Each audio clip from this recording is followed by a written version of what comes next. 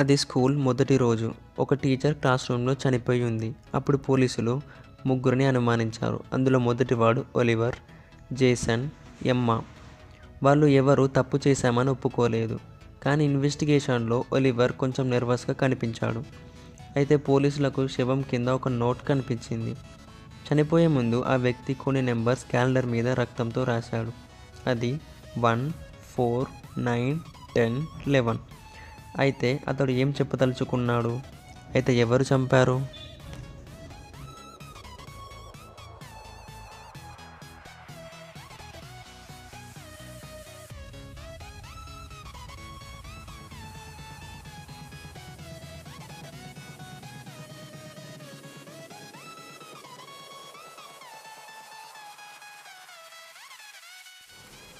చంపింది జేసన్. ఆ నెంబర్ వేరే వేరే నెలలను సూచిస్తున్నాయి. ప్రతి నెల యొక్క మొదటి అక్షరం కలిపితే మనకు ఈ ఆన్సర్ వస్తుంది.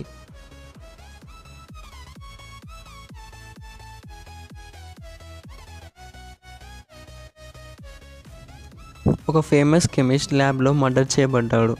పోలీసులు ఇద్దరిని నిందితులుగా భావించారు. అయితే 5గురిని అనుమానించారు. వాళ్ళు జాన్, బాబ్, ఫెలిస్, నికోలస్, జోషువా. అయితే పోలీసులకు అక్కడ టేబుల్ పైన ఒక నోట్ కనిపించింది. ఆ నోట్ పైన 26-3-58-28-27-57-16 అని రాసింది. పోలీసులు ఆ నోట్ చదివి నిందితుని పట్టుకున్నారు. అయితే పోలీసులు నిందితుని అలా ఎలా పట్టుకోగలిగారు?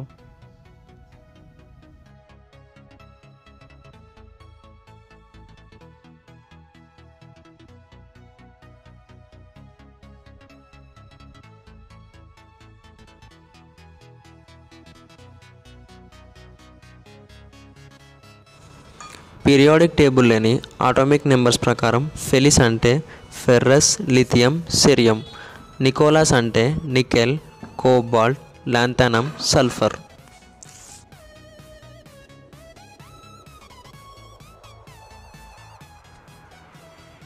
ఒక ఫ్యామిలీ ఒక పెద్ద ఇంట్లో ఉండేది. ఆదివారం రోజు వాళ్ళ కొడుకు బెన్ని ఇంట్లో వదిలేసి లంచ్ చేయడానికి బయటికి వెళ్ళారు. వాళ్ళు సాయంత్రం తిరిగి వచ్చేసరికి ఆ పిల్లవాడు హాల్లో చనిపోయి ఉన్నాడు. ఆ సమయంలో ఇంట్లో ఉంది పని మనిషి, బేబీ సిట్టర్, కుక్. పోలీసులు వాళ్ళని ఇంట్రోగేట్ చేశారు.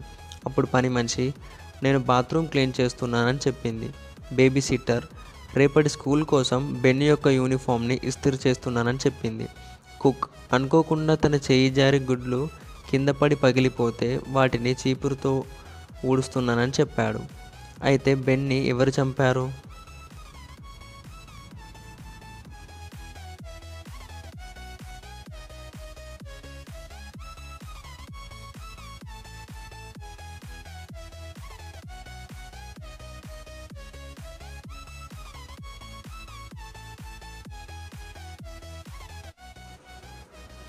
కుక్కే బెన్నీ చంపాడు. ఒకవేళ పచ్చిగుడ్లు కింద పడి పగిలిపోతే క్లీన్ చేయడానికి వాడాల్సింది చీపురు కాదు, తడిగుడ్డ. How many murder mysteries did you solve? Tell us in the comment section below. If you like this video, then do subscribe for more videos.